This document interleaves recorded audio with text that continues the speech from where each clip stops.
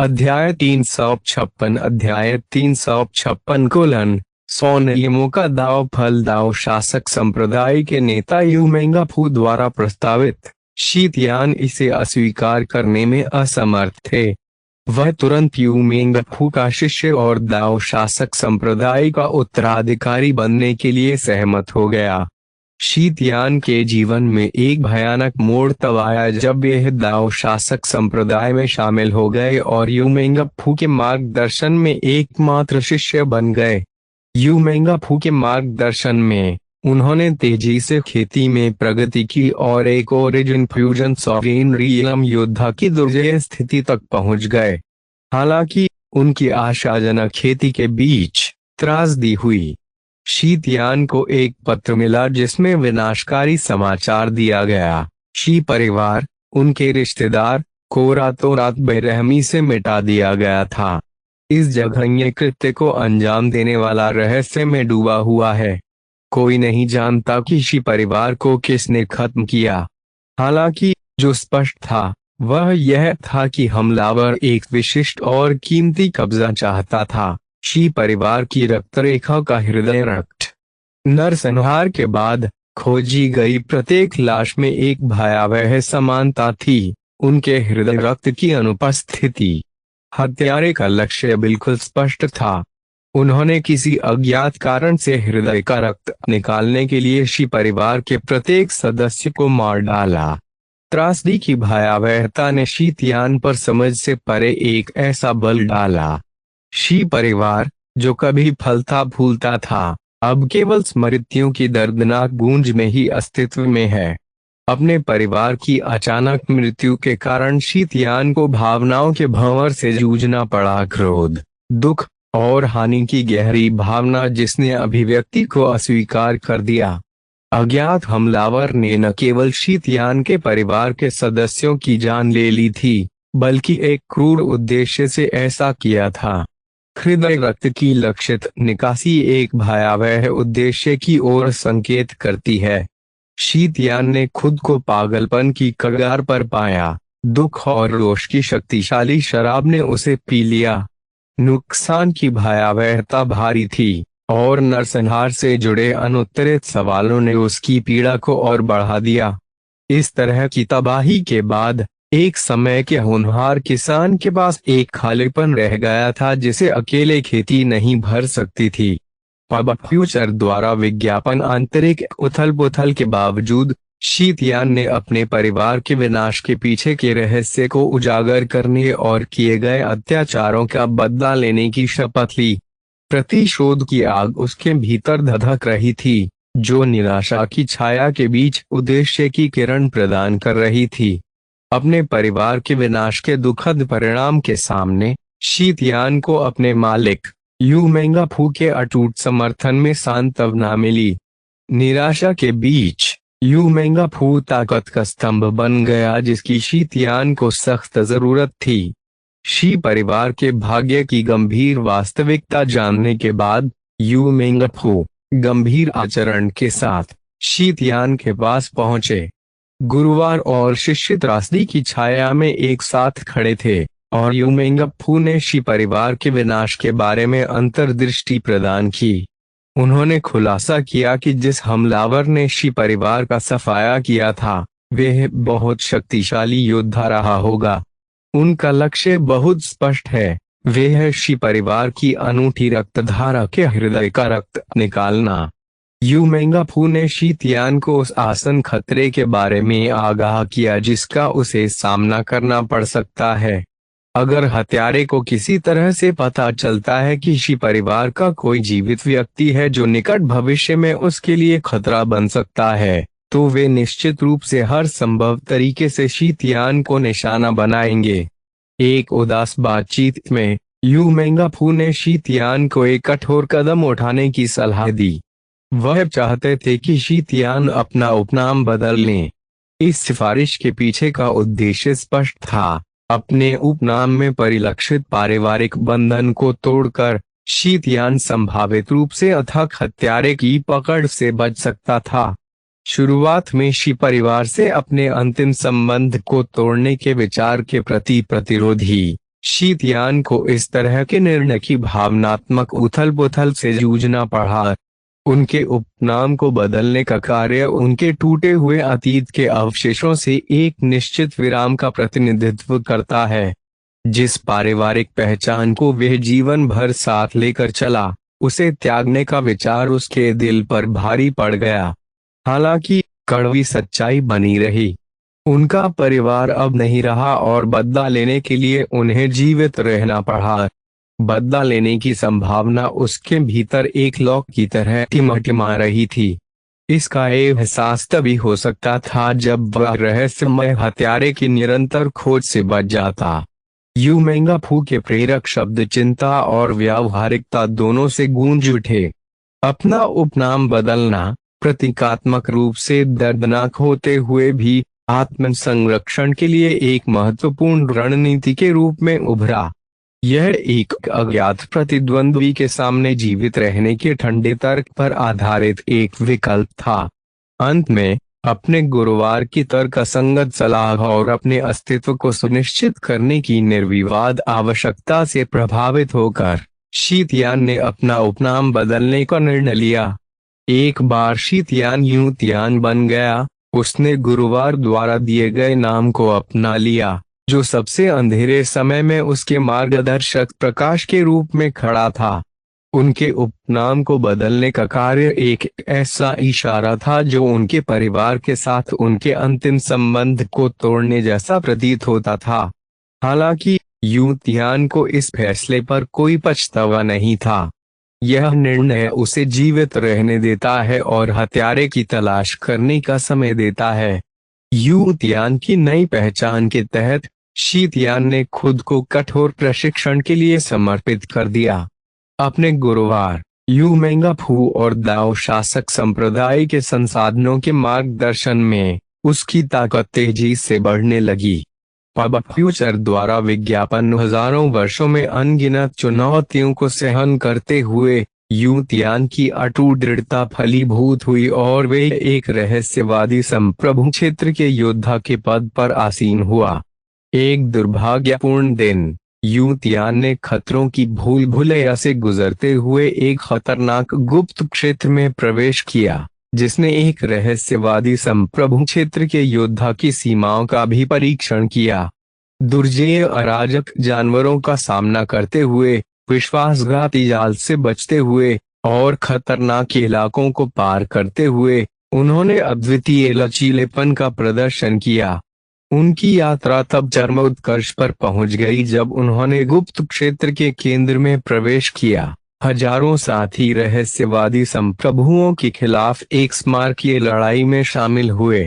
दांव पर लगा पुरस्कार एक प्राचीन विरासत भूमि में प्रवेश था, एक प्रतिष्ठित अवसर जिसे यूतियान सहित केवल 10 व्यक्ति ही प्राप्त कर सकते थे। चुने गए लोगों में यूतियान सबसे मजबूत दावेदारों में से एक के रूप में सामने आया। विरासत भूमि की पवित्र परिधि के भीतर यूतियान को कई कष्टदायक परीक्षणों का सामना करना पड़ा, जिसने उसे मौत के कगार पर धकेल दिया। प्रत्येक परीक्षण में चमत्कारिक ढंग से जीवित रहते हुए वे प्राचीन योद्धाओं द्वारा छोड़ी गई अमूल्य विरासत के साथ उभरा। यह 100 नियमों का दाव फल था। यह असाधारण तरल, एक पेड़ पर लगे फल के विपरीत हजारों दुर्जेय प्राचीन योद्धाओं की सहयोगात्मक रचना थी। अराजकता के नियमों की उनकी गहन समझ के माध्यम से तैयार किए गए दाव फ्रूट ऑफ 100 रूल्स ने यूतियान को तेजी से ताकत बढ़ाने का एक अनूठा अवसर प्रदान किया। इस विरासत का सार अराजकता के 100 नियमों की समझ को सुविधाजनक बनाने की क्षमता में निहित है। सटीक रूप से कहें तो यूतियान को अराजकता के सभी 108 नियमों को समझने का मौका मिला, जिसमें अंतरिक्ष का नियम भी शामिल था, जिसमें वे पहले ही महारत हासिल कर चुका था।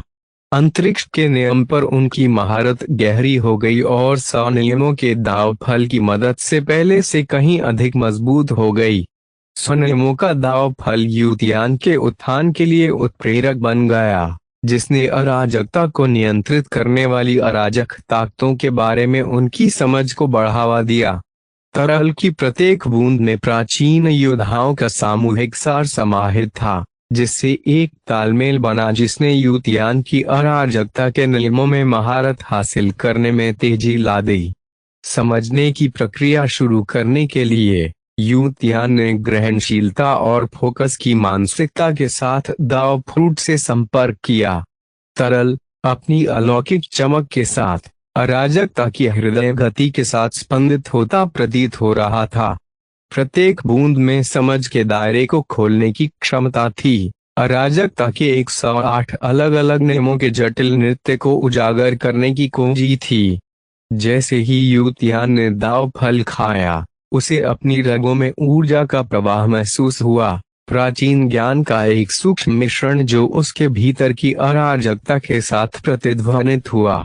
तरल, हालांकि प्रतीत होता है कि ईथर है, एक ठोस प्रभाव रखता है क्योंकि यह उसके आध्यात्मिक सार के साथ घुल मिल जाता है, जिससे अराजकता के नियमों और खुद के बीच एक सामंजस्यपूर्ण मिलन होता है। यह प्रक्रिया तात्कालिक नहीं थी, यह धीरे धीरे प्रकट हुआ, एक दुर्लभ फूल के खिलने के समान जो एक एक करके अपनी पंखुड़ियां खोलता है। दाव फल अंतर्दृष्टि के भंडार की तरह था। इसने यूतियान को संरचित तरीके से अराजकता के अंतर्निहित सिद्धांतों से अवगत कराया। यह ऐसा था मानो उसने आत्मज्ञान की भूल भुलैया को पार कर लिया हो। प्रत्येक मोड़ और मोड़ के साथ अराजक टेप पेस्ट्री का एक नया पहलू सामने आ रहा हो। एक एक करके अराजकता के नियम यूतियान की चेतना में उजागर हो गए। तरल ने उत्प्रेरक के रूप में काम किया, उसकी समझ को तेज किया और उसे अभूतपूर्व स्पष्टता के साथ प्रत्येक नियम के सार को समझने की अनुमति दी। जैसे ही यूतियान दाओ फ्रूट ऑफ 100 रूल्स द्वारा लाए गए ज्ञान के सागर में गहराई से उतरा, उसे चुनौतियों का सामना करना पड़ा जिसने उसके संकल्प की परीक्षा ली। अराजकता के कुछ नियम मायावी साबित हुए, रहस्य के पर्दे में ढके हुए थे जिन्हें भेदने के लिए असाधारण अंतर्दृष्टि की आवश्यकता थी। फिर भी प्रत्येक चुनौती के साथ दाओ फ्रूट ने ऊर्जा के तीव्र प्रवाह के साथ प्रतिक्रिया व्यक्त की और उसे समझने की अपनी खोज में बने रहने का आग्रह किया। पब फ्यूचर द्वारा विज्ञापन को फायदान आपके लिए और अधिक अध्याय लाने में सहायता के लिए हमारा समर्थन करें। संपर्क करें _साइटमैप दान करें। अध्याय 357 यूतियान की कहानी 100 नियमों का दाव फल यूतियान के लिए बहुत मददगार था। वह अराजकता के सभी 108 नियमों को समझने में सक्षम था। उन्होंने न केवल इन नियमों को समझा, बल्कि उन्होंने एक अनूठी खेती तकनीक बनाने का भी फैसला किया जो उनके लिए सबसे उपयुक्त थी। ठीक उसी तरह यूतियान ने अपनी खेती की तकनीक के लिए एक अच्छी नींव रखने में कामयाब होने से पहले गुप्त क्षेत्र के अंदर सैकड़ों साल बिताए। पिछले सैकड़ों वर्षों में वे केवल एक अच्छी नींव रखने में सफल रहे, उन्होंने खेती की तकनीक नहीं बनाई। कोई कल्पना कर सकता है कि खेती की यह तकनीक कितनी प्रभावशाली होगी। इसी समय के आसपास यूतियान के गुरुवार यूमेंगफू सर्वोच्च पद हासिल करने में कामयाब रहे और अराजकता के पहले राजा बन गए। वर्ष तेजी से बीत गए और सैकड़ों हजारों वर्ष ऐसे ही बीत गए। यूतियान को कई परीक्षणों से गुजरना पड़ा और अनगिनत खतरनाक स्थितियों का सामना करना पड़ा। भले ही वह अराजकता के पहले राजा का एकमात्र शिष्य था, इतने वर्षों के बाद भी यूतियान केवल रहस्यवादी संप्रभु क्षेत्र के शिखर तक पहुंचने में सफल रहा। वह अभी भी अराजकता संप्रभु क्षेत्र से कुछ हद तक दूर था। यही वह समय था जब वे अंततः अपनी खेती की तकनीक के लिए एक मोटी रूपरेखा तैयार करने में कामयाब रहे। यदि रूपरेखा का पालन किया जाए तो वे एक ऐसी साधना तकनीक बना सकता है जो उसके लिए सबसे उपयुक्त हो और जिसमें उसके लिए आवश्यक सभी तत्व हों। हालांकि उसकी दुनिया तब बिखर गई जब उसे अंततः उस हत्यारे के निशान मिले जिसने उसके परिवार को खत्म कर दिया। उन निशानों का अनुसरण करते हुए यू तियान को यह जानकर आश्चर्य हुआ कि उसका अपना स्वामी अराजकता का पहला राजा शी परिवार को नष्ट करने वाला था। उसी समय यू तियान को समझ आया कि कैसे उसके मालिक ने अराजकता के पहले राजा का पद सुरक्षित किया। यह जानना होगा कि असंख्य शक्तिशाली योद्धा थे, उनमें से सभी नहीं बल्कि कम से कम लाखों योद्धा प्रथम दिव्य जागृति क्षेत्र योद्धा के एकमात्र पद के लिए लड़ रहे थे। अब फ्यूचर द्वारा विज्ञापन अपने गुरुवार जैसा कोई व्यक्ति उन लाखों योद्धाओं को पीछे छोड़कर विजेता कैसे बन सकता है? इसका मतलब है कि उस पद को हासिल करने के लिए उसके मालिक के पास अपनी भाग्यशाली मुठभेड़ें और तरकीबें होनी चाहिए।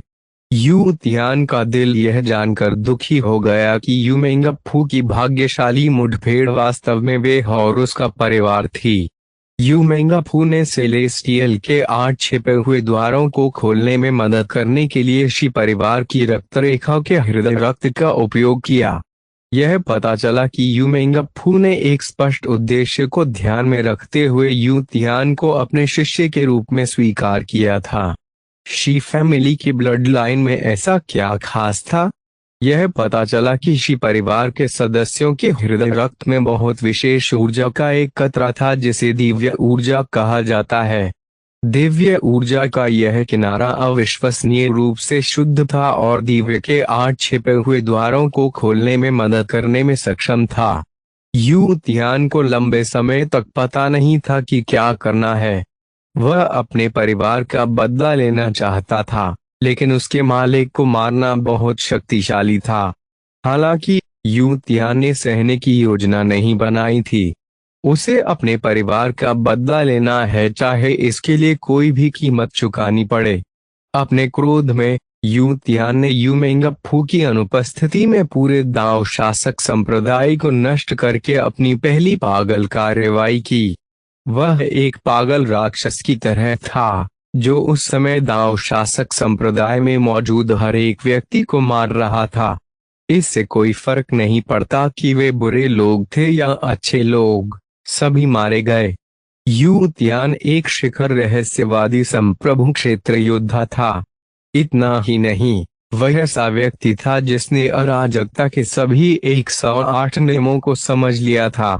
उनकी ताकत की तुलना अन्य लोग, यहाँ तक कि अराजकता संप्रभु क्षेत्र के योद्धा भी नहीं कर सकते थे। यू तियान ने न केवल दाओ शासक संप्रदाय को नष्ट कर दिया, बल्कि उसने एक राक्षसी तकनीक विकसित की और अंतिम बंधन को तोड़ने और अराजकता संप्रभु क्षेत्र का योद्धा बनने के लिए दाओ शासक संप्रदाय के खून का इस्तेमाल किया। वह पागल हो गया और यूमेंगफू से संबंधित सभी लोगों को मारना शुरू कर दिया। अब फ्यूचर द्वारा विज्ञापन जब यूमेंगफू को खबर मिली तो वह क्रोधित हो गया। उन्होंने यू तियान का प्रतिवाद किया। यू तियान कितना भी शक्तिशाली क्यों ना हो, वह यूमेंगफू के सामने चींटी जैसा था। वह जानता था कि वह जीत नहीं सकता, लेकिन उसने सब कुछ दांव पर लगा दिया और एक प्रश्न पूछा। वह जानता था कि यूमेंगफू ने शी परिवार का विनाश क्यों किया। वह जानना चाहता था कि उसने यू तियान को अपने शिष्य के रूप में क्यों स्वीकार किया। यूमेंगफू ने उसे उत्तर दिया। उसने यू तियान को बताया कि उसके शरीर के भीतर दौड़ने वाला खून बहुत खास है। वह यूमेंगफू की योजना में एक बैकअप योजना से ज्यादा कुछ नहीं था। अगर किसी तरह यूमेंगफू सेलेस्टियल्स के 8 छिपे हुए द्वारों को खोलने में असमर्थ था, तो वे अपने शरीर को त्यागने और यू तियान के शरीर को चुराने की योजना बना रहा था।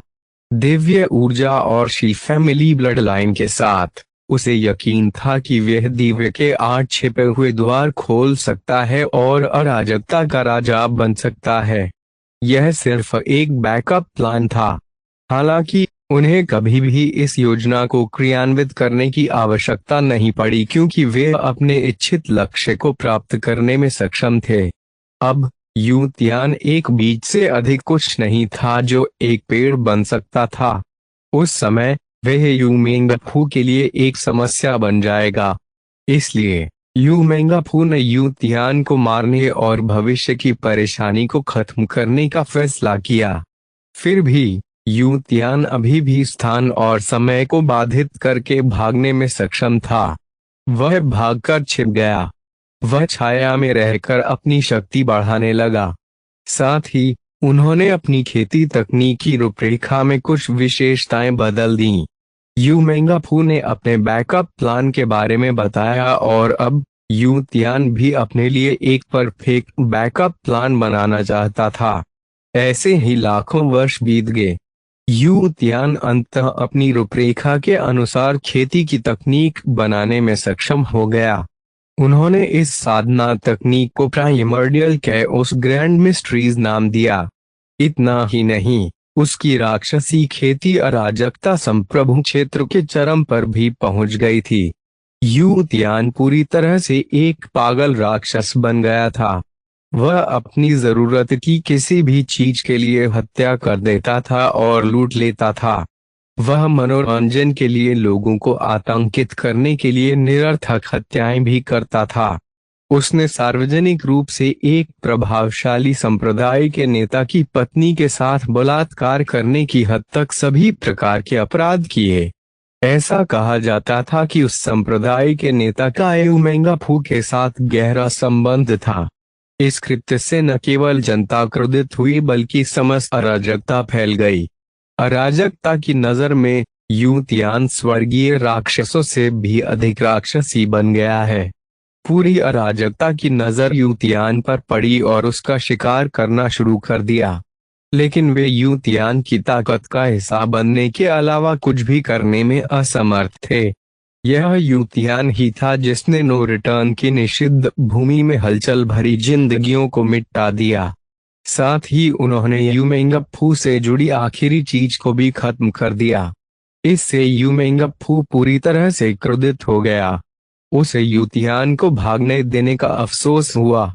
नहीं, उसे शी परिवार के साथ यू तियान को न मारने का पछतावा था। उन्हें यू तियान को अपने शिष्य के रूप में स्वीकार करने पर पछतावा हुआ। आखिरकार यू मेंगाफू को समझ आ गया कि उसके अलावा यू तियान को कोई नहीं हरा सकता। उसने यू तियान को मारने के लिए अराजकता के महान योद्धाओं को छोड़ दिया था। हालांकि यह उसकी ओर से भी एक गलती साबित हुई। उन्हें यू तियान के खिलाफ कार्रवाई करने की इजाजत देकर उन्होंने केवल यू तियान को मजबूत बनने का मौका दिया। यू तियान अब पहले से ही एक सर्वोच्च विशेषज्ञ बन गया था, जिसने आकाशीय ग्रहों के कई छिपे हुए द्वार खोल दिए थे। उनके हृदय रक्त में दिव्य ऊर्जा की उपस्थिति के कारण उन्हें दिव्य के छिपे हुए द्वार खोलने में कोई कठिनाई नहीं हुई। अंत में यू तियान ने व्यक्तिगत रूप से कार्यवाही की। वह एक दिव्य जागृति क्षेत्र योद्धा था। कोई भी सर्वोच्च विशेषज्ञ कितना भी शक्तिशाली क्यों ना हो, वे कभी भी ऐसे योद्धा का सामना नहीं कर सकते जो पहले ही अजेयता की ओर अंतिम कदम उठा चुका हो। यू मेंगाफू ने आसानी से यू तियान को पकड़ लिया और उसके शरीर को नष्ट कर दिया। उसने यू तियान को पूरी तरह से नहीं मारा। वे चाहता था कि यू तियान अनंत काल तक पीड़ित रहे। इसीलिए उसने शरीर को नष्ट करने से पहले यू तियान की आत्मा को उसके शरीर से निकाल लिया। फिर वह यू तियान की आत्मा को नो रिटर्न की भूमि पर ले आया और उसकी आत्मा को वहां सील कर दिया। उसके बाद से यू तियान की आत्मा को हर दिन असहनीय दर्द सहना पड़ा। वह न तो बच सका और न ही दर्द सह सका। हालांकि यू मेंगाफू को कभी नहीं पता था कि यू तियान की आत्मा को जीवित रहने देना उसे वापसी का एक और मौका देने जैसा था। यह सिर्फ इतना है कि यू तियान को ये जियाओ की उपस्थिति तक अपनी वापसी के लिए कभी भी एक आदर्श व्यक्ति नहीं मिला। यह अफसोस की बात थी कि ये जियाओ ऐसा व्यक्ति नहीं था जिसे आसानी से बरगलाया जा सके। यू तियान की योजना विफल हो गई और उसे मरना पड़ा। उसकी आत्मा को ये जियाओ ने निगल लिया था। ये जियाओ ने अपनी आंखें खोली और गहरी सांस ली। उसने यू तियान की यादों के हर टुकड़े को पढ़ लिया था। अब वह न केवल यूतियान के जीवन के बारे में पूरी तरह से समझता है, बल्कि उसे अराजकता के पहले राजा के बारे में भी जानकारी मिलती है। यूतियान की आत्मिक शक्ति बेहद मजबूत थी, हालांकि ये जियाओं के लिए यह पानी की बाल्टी में एक बूंद की तरह थी। हालांकि ये जियो ने यूतियान की आत्मा से कई चीजें सीखीं, और वे उन्हें जल्द ही अच्छे उपयोग में लाने की योजना बना रहा था। पब फ्यूचर द्वारा विज्ञापन को फायदान आपके लिए और अधिक अध्याय लाने में सहायता के लिए हमारा समर्थन करें। संपर्क करें -- मैप दान करें। अध्याय 358 स्पिरिटास की भूमि। स्पिरिटस की भूमि बहुत अनोखी थी। इस भूमि का मुख्य घटक विशाल महासागर था। वह जहां तक नजर जा सकती थी वहां तक फैला हुआ था, मानो उसका कोई अंत ही न हो। इस असीम महासागर में चारों ओर द्वीप थे। स्पिरिटास खरबों लोगों वाली एक जाति थी। वे कई भूमियों पर पाए जा सकते हैं, हालांकि उनकी मातृभूमि अभी भी स्पिरिटास की भूमि थी। इस भूमि पर कई शक्तिशाली सेनाएं भी थीं। जब कुछ शक्तियां मजबूत होंगी तो वे कई द्वीपों पर शासन करने में सक्षम होगी और उन्हें एकजुट करके और भी बड़े द्वीप बना दी। वर्तमान में स्पिरिटस की भूमि में सबसे बड़े द्वीप को सेक्रेड सोल आइलैंड कहा जाता है। इसका निर्माण सैकड़ों बड़े द्वीपों से हुआ है और इसका इतिहास कई युगों का है। केवल सेक्रेड सोल द्वीप के नाम में पवित्र शब्द है, क्योंकि यह द्वीप बहुत बड़ा था और इसका क्षेत्रफल भी बहुत बड़ा था। वास्तव में यह सेक्रेड सोल द्वीप अकेले ही मॉर्निंग स्टार्स की पूरी भूमि जितना विशाल था। इस द्वीप पर शासन करने वाली शक्ति को होली स्पिरिट पैलेस कहा जाता था। होली स्पिरिट पैलेस न केवल सेक्रेड सोल द्वीप में सर्वोच्च शासक शक्ति थी, बल्कि यह स्पिरिटस की पूरी भूमि में सबसे मजबूत शक्ति भी थी। स्पिरिटस की पूरी भूमि में ऐसी कोई अन्य शक्ति नहीं है जो होली स्पिरिट पैलेस का मुकाबला कर सके। एक साधारण शक्ति के लिए एक रहस्यवादी संप्रभु का जन्म एक चरम शक्ति माना जा सकता है, और वे एक बड़े द्वीप को नियंत्रित करने के लिए योग्य थे। जहां तक पवित्र आत्मा महल की बात है, सतह पर रहस्यवादी संप्रभुओं की संख्या पहले ही कई हजार से अधिक हो चुकी थी, और यह अज्ञात था कि अंधेरे में कितने थे। कई हजार रहस्यवादी संप्रभुओं के अलावा उनके पास कई सौ संप्रभु और यहाँ तक कि दर्जनों सर्वोच्च विशेषज्ञ भी हैं। सबसे मजबूत सर्वोच्च विशेषज्ञ ने पहले ही आकाशीय ग्रहों के सभी 8 छिपे हुए द्वार खोल दिए थे। वह होली स्पिरिट पैलेस के नेता थे और अन्य लोग उन्हें सोल पैट्रियार्क कहते थे। इस तथ्य का उल्लेख नहीं करने के लिए कि अज्ञात संख्या में शक्तिशाली विशेषज्ञ थे, भले ही कोई भी न हो, सोल पैट्रियार्क अकेले ही पवित्र आत्मा महल को अस्थिर बनाने के लिए पर्याप्त था। निषिद्ध कहे जाने वाले 10 द्वीपों के अलावा हर द्वीप में स्पिरिटास प्रजाति के लोग रहते थे। इस दिन 10 निषिद्ध द्वीपों से प्रकाश की 10 चमकदार किरणें अचानक बादलों को भेदते हुए आकाश में चली गईं।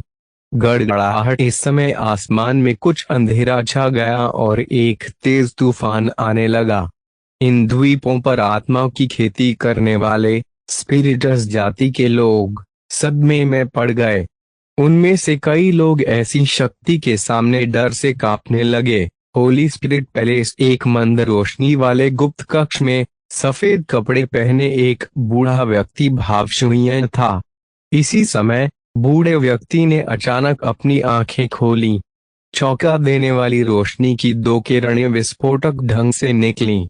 तभी बूढ़े व्यक्ति ने अपना हाथ हिलाया और जेड का एक टूटा हुआ टुकड़ा उसके सामने आ गया। यद्यपि जेड का टुकड़ा क्षतिग्रस्त हो गया था, फिर भी उसमें से विशाल और प्राचीन ऊर्जा का उतार चढ़ाव निकल रहा था। अविश्वसनीय रूप से शक्तिशाली आत्मा वाला कोई व्यक्ति आ रहा है। इस प्रकार की आत्मिक शक्ति स्पिरिटस की पूरी भूमि को हिला देने के लिए पर्याप्त है। बूढ़ा मन ही मन बुदबुदाया, लेकिन उसकी आंखें रहस्यों से भरी थीं।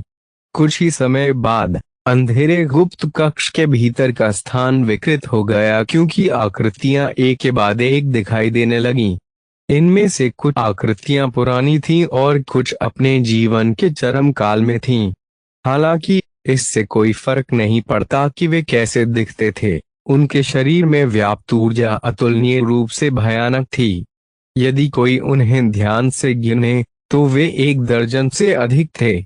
अगर बाहरी दुनिया के आत्मा साधकों ने इन लोगों को देखा तो वे निश्चित रूप से बेहद चौंक जाएंगे। यदि ये आत्मा साधक अचानक प्रकट हो जाए तो पूरी भूमि उनसे हिल जाएगी। ऐसा इसलिए था क्योंकि इस गुप्त कक्ष में प्रकट होने वाले सभी आत्मा साधक सर्वोच्च विशेषज्ञ थे। भगवान आत्मा पितृसत्ता सभी ने धीमी आवाज में बूढ़े का अभिवादन किया। बूढ़ों में से एक ने आगे बढ़कर कहा, प्रभु आत्मा पितृसत्ता अभी। हालांकि बूढ़े व्यक्ति ने अपना वाक्य पूरा नहीं किया, लेकिन हर कोई समझ गया कि वह क्या कहना चाहता था। सोल पैट्रियार्क ने अपना मुंह खोला। उसकी आवाज में आश्चर्य का संकेत मिला हुआ था। वास्तव में, जैसा कि लेडी जेवन ने सूचित किया था, राक्षसी आत्मा बल वाला कोई व्यक्ति आ रहा है। जैसा कि उसने निर्देश दिया था, हमें उसकी रिपोर्ट करनी होगी। जैसा कि उन्होंने कहा, उन्होंने बूढ़े व्यक्ति की ओर देखा और कहा, ओल्ड जी, तुम जाओ और व्यक्तिगत रूप से लेडी जेवू को सूचित करो। पब फ्यूचर द्वारा विज्ञापन मैं करूंगा। भगवान आत्मा पितृसत्ता बूढ़े ने कहा और गायब हो गया। स्पिरिटास की भूमि में बहुत सारे द्वीप थे। उनके भी कई प्रकार थे। हजारों मध्यम आकार के द्वीपों में से ब्लैकस्टोन द्वीप एक साधारण द्वीप था। ब्लैकस्टोन द्वीप का द्वीप स्वामी एक ओरिजिन फ्यूजन संप्रभु क्षेत्र योद्धा था। इस द्वीप की एक पर्वत श्रृंखला के भीतर तीव्र स्थानिक ऊर्जा में उतार चढ़ाव होता रहा। कुछ ही देर में उस जगह पर एक दरार दिखाई दी और फिर एक व्यक्ति उसके भीतर से छलांग लगाकर बाहर आ गया। यह व्यक्ति ये जियाओ था। उसके दरार से बाहर आने के तुरंत बाद दरार धीरे धीरे बंद हो गई। उसी समय आकाश में घटना धीरे धीरे गायब हो गई और आकाश ने अपनी चमक वापस पा ली। तेज हवा अचानक रुक गई और बारिश का तूफान थम गया। आसमान एक बार फिर साफ हो गया। यह स्पिरिटास की भूमि है। ये जियाओ हवा में तैर रहा था और वह पहले से ही इस दुनिया के दमन को अपने ऊपर महसूस कर सकता था। इस तरह का दमन कुछ ऐसा था जो उसके शरीर पर नहीं बल्कि उसकी आत्मा पर था। ये जियाओ को पता था कि वह इस तरह का दमन क्यों महसूस कर रहा था। यह इस भूमि के कारण ही है। स्पिरिटस की भूमि बहुत अनोखी है। यह स्पिरिटास जाति की मातृभूमि है। हालांकि अन्य जातियों के लोग अभी भी इस भूमि पर पाए जा सकते हैं, लेकिन उनकी संख्या बहुत कम है। सबसे महत्वपूर्ण बात यह है कि उन सभी की आत्मा का दमन एक समान है। ऐसा सिर्फ इसलिए है क्योंकि वे स्पिरिटास जाति से नहीं हैं। हालांकि ये जियाओ ने भी इस दमन को महसूस किया, लेकिन इसका उस पर जरा भी असर नहीं हुआ। इस भूमि की ऊर्जा, यह बहुत अजीब है। यह बाहर की अराजकता ऊर्जा से भिन्न है। ये जियाओ ने भौहें चढ़ा दी और इस ऊर्जा को महसूस करने की कोशिश की। वह अराजकता ऊर्जा को महसूस कर सकता था, लेकिन इस भूमि में एक अन्य प्रकार की ऊर्जा भर रही थी। अचानक ये जियाओ को इस ऊर्जा से परिचित होने का एहसास हुआ। वह बुदबुदाए बिना नहीं रह सका। क्या यह आत्मबल है? ये जियाओ ने आत्मा की शक्ति को आत्मसात करने की कोशिश की, हालांकि वे ऐसा करने में असमर्थ रहा। ऐसा इसलिए है क्योंकि उनके पास ऐसी कोई साधना तकनीक नहीं थी जो आत्मिक बल को विकसित कर सके। हालांकि उसके पास अभी भी एक रास्ता था। खा जाओ। ये जियाओ ने कोशिश की और आसपास से बड़ी मात्रा में सोल फोर्स को निगल लिया। हालांकि यूतियान की आत्मा को निगलने से प्राप्त आत्मा बल की तुलना में वे कुछ भी नहीं थे। कम से कम उन्होंने पुष्टि की कि वे इस भूमि के परिवेश से आत्मिक बल का उपभोग करके आसानी से अपनी आत्मिक शक्ति बढ़ा सकते हैं। जैसा कि ये जियाओ अभी भी अनुमान लगा रहा था, उसे अचानक कुछ महसूस हुआ और उसने अपना सिर उठाया। जब वह अपने सामने के दृश्य को उदासीनता से देख रहा था तो उसकी दोनों आंखें चील की आंखों की तरह थीं। 1 दर्जन से अधिक आकृतियां उसके सामने आईं और उसकी ओर उड़ गईं। वे सभी स्पिरिटास जाति के लोग थे। वास्तव में वहां 2 समूह प्रतीत होते थे। एक समूह में युवा स्पिरिटास और मध्यम आयु वर्ग के स्पिरिटास थे। कुछ अधेड़ उम्र के स्पिरिटा कुछ युवा स्पिरिटा को घेरे हुए थे। वे सभी सुरक्षात्मक स्थिति में थे। जाहिर है वे मध्यम आयु वर्ग के स्पिरिटा युवा स्पिरिटा के संरक्षक थे। जहां तक लोगों के दूसरे समूह की बात है, वे सभी पुराने स्पिरिटा थे। ऐसा लग रहा था जैसे वे युवा और मध्यम आयु वर्ग के स्पिरिटास के समान रास्ते पर नहीं थे। दूसरे शब्दों में, स्पिरिटास के ये 2 समूह 2 अलग अलग गुटों से आए थे। ये जियाओं की नजर इन लोगों पर पड़ी। उनकी शक्तिशाली दिव्य इंद्रिय ने पहले ही उनके शरीर के भीतर की ऊर्जा का पता लगा लिया था। हालांकि वह आत्माओं की खेती करने वालों के क्षेत्र को जानता था, लेकिन वह नहीं जानता था कि उन्होंने अपनी आत्माओं की खेती कैसे की। ये जियाओ बता सकते हैं कि ये स्पिरिटा या तो कैओस ओवरऑल और सेंटरियलम आत्मा कल्टीवेटर थे या कैओस स्पिरिट सेंटरियलम सोल कल्टीवेटर थे। सबसे कमजोर युवा स्पिरिटास थे। उनके पास माइनर और मेजर सेंटरियलम योद्धाओं की ताकत थी। अपनी नजर घुमाकर ये जियाओ ने पाया कि उसके पीछे से भी बहुत सारे आत्मा साधक आ रहे थे। क्या हुआ? ये सभी लोग यहाँ क्यों उड़ रहे थे? हालांकि ये जियाओ हैरान था, उसकी अभिव्यक्ति शांत थी। उसकी ताकत के साथ उसे डरने की कोई जरूरत ही नहीं थी। एक मानव जब हर कोई आया तो उन्होंने अपनी आंखों में थोड़ा आश्चर्य के साथ ये जियाओ को देखा। इस भूमि पर विदेशी नस्ल के लोगों की संख्या बहुत कम थी। इनमें मनुष्य सबसे आम थे। इसलिए हालांकि वे आश्चर्यचकित थे, लेकिन इस द्वीप पर एक इंसान को देखकर उन्हें कोई झटका नहीं लगा। मानव खजाना सौंप दो सबसे पहले पहुंचे बूढ़ों में से एक ने जोर से चिल्लाया। उसकी आत्मिक शक्ति आसपास के वातावरण में उमड़ पड़ी, जिससे एक आत्मिक दबाव बना जिसने पूरे स्थान को घेर लिया। खजाना ये जियाओ ने भौहें चढ़ा दी। फिर उसने उदास होकर कहा, मेरे पास यहाँ कोई खजाना नहीं है। पब फ्यूचर द्वारा विज्ञापन को फायदान आपके लिए और अधिक अध्याय लाने में सहायता के लिए हमारा समर्थन करें।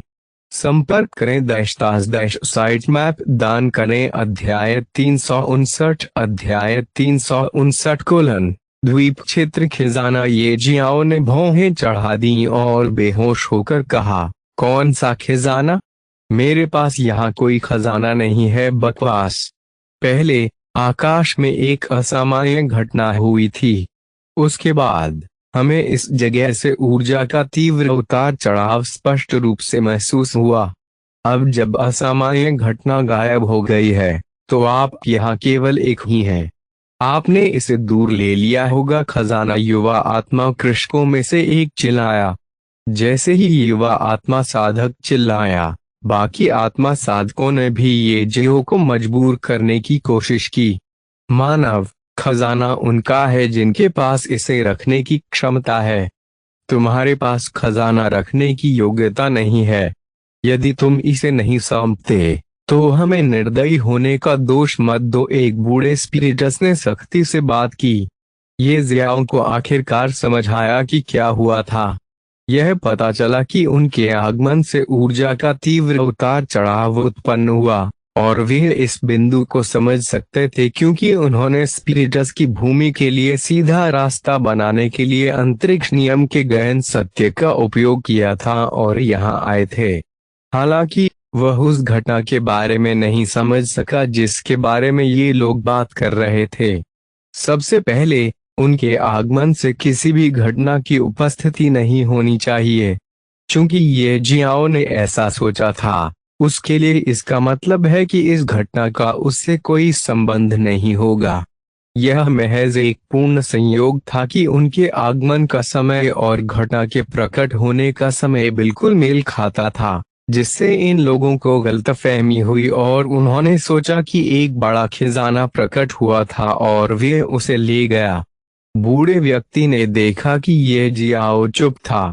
उसने सोचा कि ये जियाओ उनके साथ मौत से लड़ने के लिए तैयार है, इसलिए उसने गुस्से में हमला कर दिया।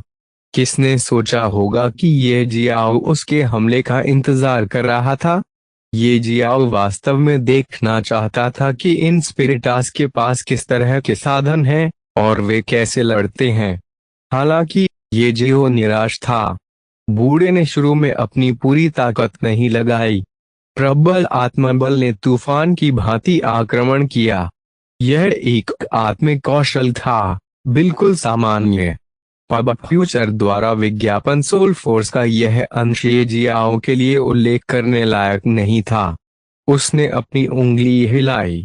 आंधी के समान जो आत्मिक बल था वह क्षण भर में नष्ट हो गया। इस दृश्य के कारण युवा स्पिरिटास की पुतलियां सिकुड़ गईं और बूढ़े व्यक्ति का चेहरा सदमे से भर गया। यह कैसे हो सकता है? बूढ़ा कांप उठा और उसे तुरंत पता चल गया कि उसने लोहे की प्लेट को लात मार दी है। दूसरे पक्ष ने विरोध करने के लिए किसी युद्ध कौशल का भी इस्तेमाल नहीं किया था। उसने अपने हमले को तितर बितर करने के लिए बस अपनी उंगली हिलाई। ऐसा करने में सक्षम होने के लिए एक योद्धा को कितना शक्तिशाली होना चाहिए? सबसे महत्वपूर्ण बात यह है कि यह एक सोल अटैक था। यह मनुष्यों द्वारा उपयोग किए जाने वाले किसी भी युद्ध कौशल की तरह नहीं था। किसी युद्ध कौशल का मुकाबला करने की तुलना में आत्मिक हमले का मुकाबला करना 100 गुना अधिक कठिन है। भाग जाना। बूढ़ा अब दोबारा हमला करने के बारे में नहीं सोचता। वह सीधे घूमा और निर्णायक रूप से भागा। यह सिर्फ वह नहीं था, हर कोई समझता था कि यह जियाओ कितना शक्तिशाली है। हमला करने वाला बूढ़ा व्यक्ति एक मशहूर व्यक्ति था। हर कोई जानता था कि वह उनके दो समूहों में सबसे मजबूत था, लेकिन फिर भी उसने भागने का विकल्प चुना। अन्य लोग अब भी ये जियाओ से लड़ने के बारे में कैसे सोच सकते हैं? जाहिर है, ऐसी स्थिति में ये जियो से लड़ना एक मूर्खतापूर्ण निर्णय होगा। यहाँ कोई भी मूर्ख नहीं था, क्योंकि ये जियाओ ने अपनी उंगली के एक साधारण झटके से आसानी से बूढ़े व्यक्ति के हमले का मुकाबला किया। इसका मतलब है कि ये जियो निश्चित रूप से बहुत मजबूत है। यहाँ तक कि साधना में एक चरण का अंतर भी घातक साबित हो सकता है। प्रारंभिक चरण के माइनर सेंट रियलम योद्धाओं का एक समूह एक भी मेजर सेंट रियलम योद्धा को मारने में सक्षम नहीं हो सकता है। वे सभी इस बात को समझते थे, इसलिए किसी ने भी ये जियाओ से लड़ने का फैसला नहीं किया। वे सभी भागने लगे। जहां तक ये जियाओ का सवाल है, उसे लगा कि उनसे लड़ना उबाऊ है। वे स्पष्ट रूप से मजबूत नहीं थे। यदि वह आत्मा की क्षमताओं का अनुभव करना चाहता है, तो उसे या तो एक ओसम प्रभु या यहाँ तक कि एक सर्वोच्च विशेषज्ञ को ढूंढना होगा, या उसे कोई अन्य रास्ता तलाशना होगा। पब फ्यूचर द्वारा विज्ञापन अपना सिर हिलाते हुए ये जियाओ भी चला गया। ये जियाओ अभी अभी आया था और उसे ब्लैकस्टोन द्वीप के बारे में ज्यादा जानकारी नहीं थी। इसके बारे में पूछताछ करने के लिए कुछ आत्मा साधकों के मिलने के बाद ही उन्हें पता चला कि बंद शहर कहाँ था। निकटतम शहर ब्लैकस्टोन द्वीप का सबसे बड़ा शहर था, जिसे डार्क सोल सिटी कहा जाता था। स्काई पेवेलियन वह स्थान था जहां डार्क सोल सिटी में बेची जाने वाली वस्तुओं का सबसे संपूर्ण संग्रह था, जिसमें आत्मा कौशल, खजाने आदि शामिल थे। यहाँ तरह तरह के खजाने भी बेचे जाते थे।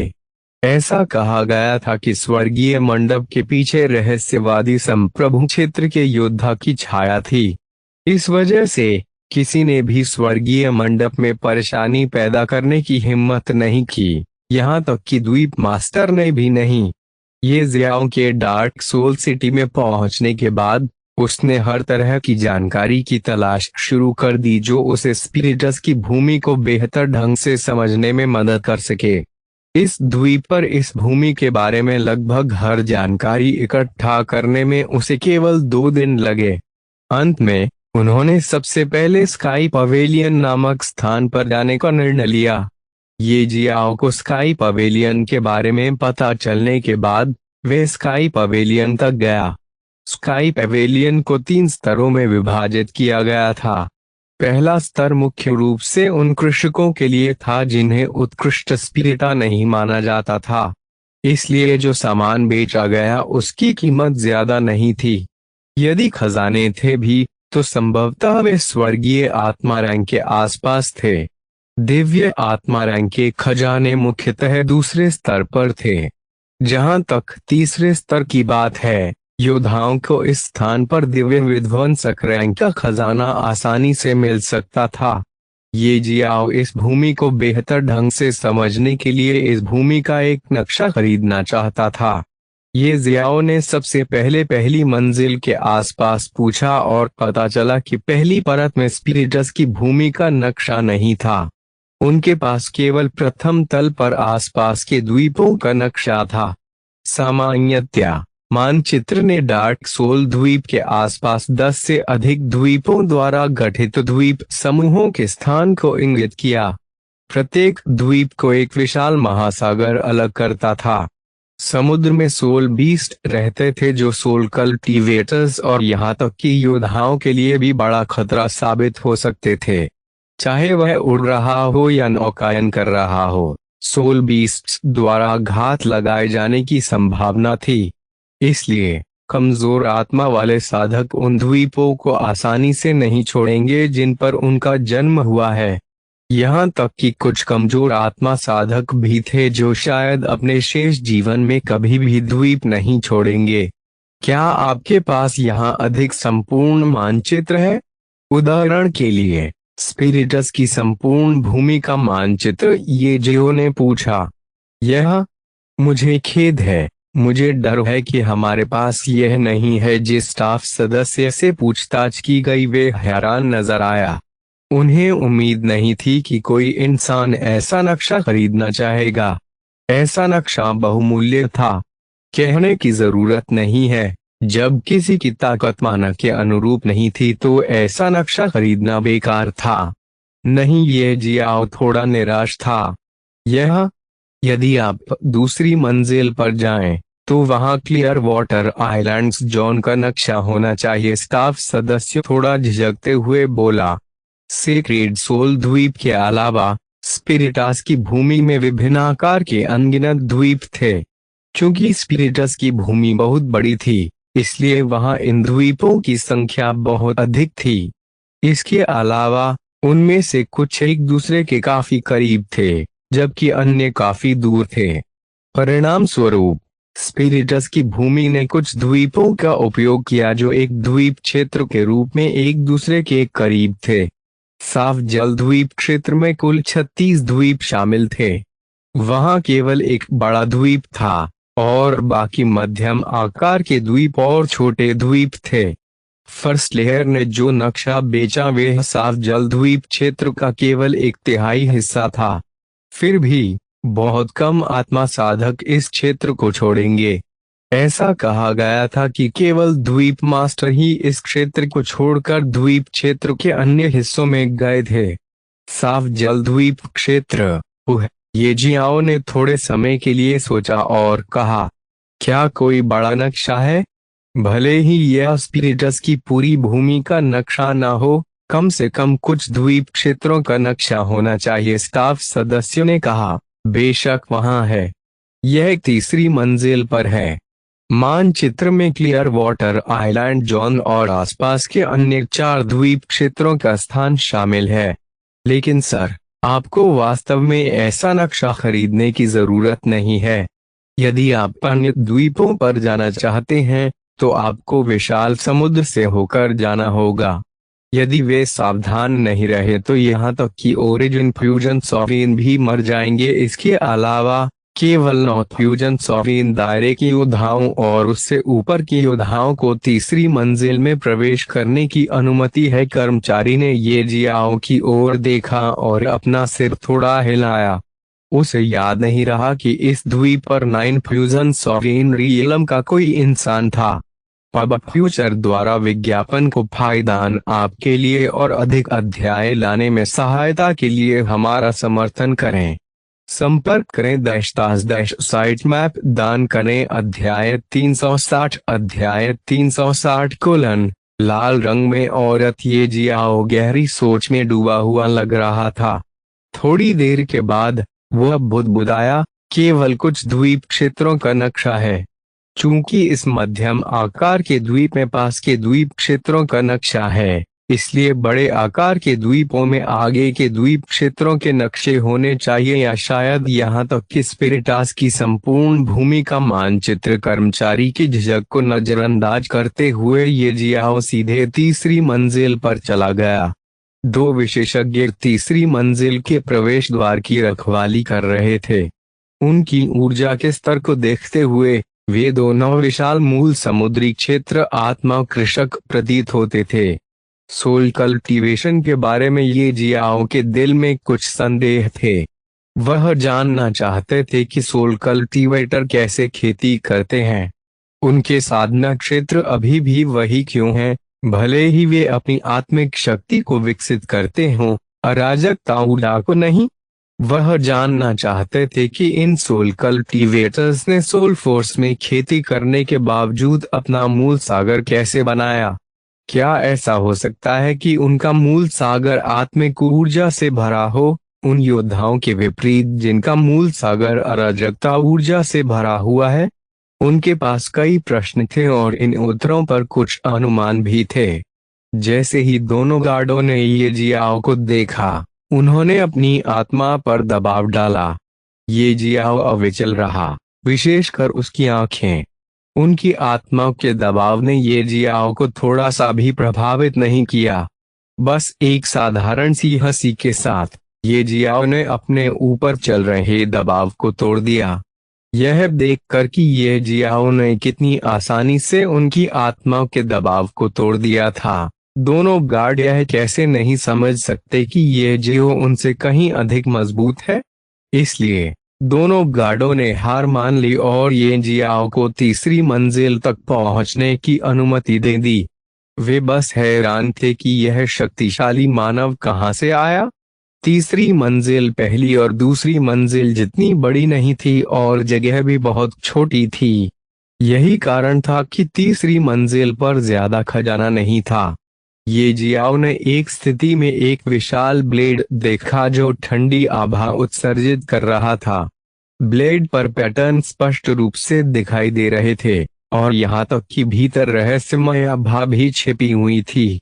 यह एक आत्मा हथियार होना चाहिए, ये जियाओ ने गुप्त रूप से अनुमान लगाया, क्योंकि वे इस हथियार से आत्मा की ऊर्जा के उतार चढ़ाव को महसूस कर सकता था। पब फ्यूचर द्वारा विज्ञापन, जैसा कि नाम से पता चलता है, सोल वेपन एक ऐसा हथियार है जो भौतिक शरीर के बजाय आत्मा पर हमला करता है। यह पहली बार था जब ये जियाओ ने सोल वेपन देखा। वह बहुत हैरान हुआ। हालांकि वह किसी कारण से इस हथियार के ग्रेड का सटीक निर्धारण करने में असमर्थ था। मानव और आत्मा की 2 अलग अलग दुनियाओं के बीच अंतर के कारण ये जियाओं के पास ज्ञान की काफी कमी थी, लेकिन वे अभी भी मोटे तौर पर इसके मूल्य का अनुमान लगा सकता था। वह बता सकता था कि यह आत्मा हथियार एक रहस्यवादी संप्रभु की आत्मा को अधिक प्रभावित नहीं कर सकता है। ये जियाओ ने सोल वेपन से अपनी निगाहें हटा लीं। हालांकि उसे इस हथियार में दिलचस्पी थी, लेकिन यह सिर्फ एक छोटी सी दिलचस्पी थी, इससे ज्यादा कुछ नहीं। वैसे भी यह उसके लिए बेकार था। अपनी निगाहें हटाते हुए ये जियाओ ग्राहकों को उनकी जरूरतें पूरी करने के लिए तीसरी मंजिल पर मौजूद लाल कपड़े पहने महिलाओं में से एक की ओर चला गया। सर, क्या मैं जान सकता हूं कि आप क्या खरीदना चाहते हैं? लाल रंग की पोशाक वाली महिला बेहद सम्मानजनक लग रही थी। यह कोई आश्चर्य की बात नहीं थी, क्योंकि जो लोग तीसरी मंजिल तक जा सकते थे वे या तो शक्तिशाली बलों से थे या शक्तिशाली विशेषज्ञ थे। चाहे कुछ भी हो, यह ऐसा कुछ नहीं था जिसे लाल परिधान वाली महिला अपमानित कर सके। मैं स्पिरिटास भूमि का एक नक्शा खरीदना चाहता हूँ। यदि ऐसा कोई नक्शा मौजूद नहीं है तो बस मुझे एक नक्शा दे जो आसपास के कुछ द्वीप क्षेत्रों को समझने में मेरी मदद कर सके। ये जियाओ बहुत सीधा था और उसने उसे अपनी जरूरतें बताईं। मैं लाल पोशाक वाली लड़की के हाव भाव थोड़े बदल गए। पहली नजर में वे आश्चर्यचकित लग रही थी, लेकिन उसकी अभिव्यक्ति तुरंत बदल गई। लेकिन वह पेशेवर थी और जल्दी ही शांत हो गई। उसने ये जियाओ की ओर देखा और सम्मानपूर्वक कहा, सर, हमारे पास पूरी भूमि का नक्शा नहीं है, लेकिन हमारे पास आसपास के कुछ द्वीप क्षेत्रों का नक्शा है। कृपया एक क्षण रुकें, मैं इसे आपके पास लाऊंगा। चूंकि ये जियाओ की आवश्यकता बहुत स्पष्ट थी, उसने उसकी पुष्टि के लिए पूछने की जहमत नहीं उठाई और अचानक गायब हो गई। उसके अचानक गायब होने से ये जियाओ को आश्चर्य नहीं हुआ, क्योंकि वह बता सकता था कि यह उसके कपड़ों को ढकने वाले रनों का काम था। जी हाँ, उसने जो लाल कपड़े पहने हुए थे वे कोई साधारण कपड़े नहीं बल्कि एक खजाना थे। ये जियाओ को पहले तो यकीन नहीं था कि यह किस तरह का खजाना है, लेकिन अब वह बता सकता है कि उसके कपड़ों पर मौजूद रून्स उसे सीधे इस जगह और एक निश्चित स्थान के बीच टेलीपोर्ट कर सकते हैं। हो सकता है जिस स्थान पर उसे टेलीपोर्ट किया गया था वह स्काई पवेलियन के खजाने के अंदर था। पब फ्यूचर द्वारा विज्ञापन थोड़ी ही देर में वे फिर प्रकट हो गई। इस बार उनके हाथ में जेट स्लिप थी। सर, नक्शा इस जेट स्लिप में रिकॉर्ड किया गया है। कृपया देखें और पुष्टि करें। ये जियो ने जेट स्लिप ली। इस जेट स्लिप को सील हटाने और अंदर की सामग्री को पढ़ने के लिए सोल फोर्स की आवश्यकता थी। हालांकि मनुष्य आत्मिक बल की खेती नहीं करते हैं, फिर भी वे उत्पत्ति संलयन संप्रभु क्षेत्र की खेती के बाद भी आत्मिक बल का कमजोर उपयोग कर सकते हैं। लाल कपड़े वाली महिला स्पष्ट रूप से ये जियो का परीक्षण कर रही थी। यदि वह सील तोड़ सकता है तो इसका मतलब है कि वह कम से कम एक ओरिजिन फ्यूजन सॉवरेन है। इस छोटे से द्वीप पर ऐसे इंसान की उपस्थिति निश्चित तौर पर बड़ा आकर्षण पैदा करेगी। ये जियाओ को इस बारे में कोई जानकारी नहीं थी। यदि होता भी तो उसे इसकी तनिक भी परवाह नहीं होती। महिला से जेड स्लिप लेते हुए ये जियाओ ने अपनी विशाल आत्मा शक्ति जेड स्लिप में डाल दी, जिससे सील तुरंत टूट गई। हालांकि लाल कपड़े वाली महिला को कुछ भी समझ नहीं आ रहा था। ऐसा इसलिए था क्योंकि ये जियाओ का अपनी सोल फोर्स पर नियंत्रण भयानक था। मानचित्र को देखकर ये जियो ने पुष्टि की कि वह कुछ द्वीप क्षेत्रों को आसानी से समझ सकता है। फिर उसने लाल रंग की पोशाक वाली महिला की ओर देखा और पूछा, आपने मुझे सीधे इस जेट स्लिप के अंदर दर्ज मानचित्र को देखने के लिए कहा था। क्या आपको डर नहीं है कि मैं इसे अब नहीं खरीदूंगा क्योंकि मैंने पहले ही अंदर की सामग्री देख ली है? लाल कपड़े पहने महिला ने हंसते हुए कहा, मैं बिल्कुल भी नहीं डरती। यदि आप ऐसा करने का साहस करते हैं तो आप स्काई पवेलियन के दुश्मन बन जाएंगे।